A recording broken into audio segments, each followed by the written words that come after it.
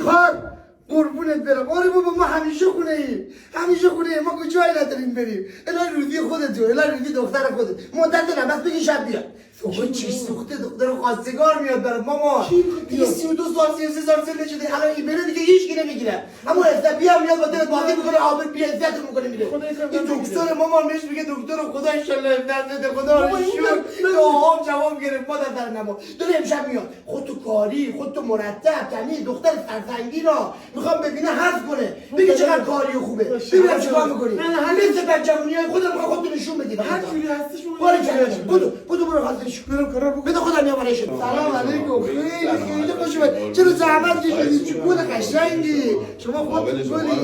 قربون قدم خیلی خوب ببخشید من همون اول کار میپرسم شما چیکاره هستین راست میگم دکتر آره دندون پزشک ماشاءالله دکتری آره کی میگه دکتری همین راست من بابا باری کردم قربون دکترای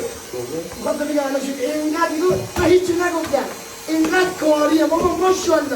ماشاءالله ماما ای خدا ببخشید دیگه بالا نگاه چقدر تمیز میکنه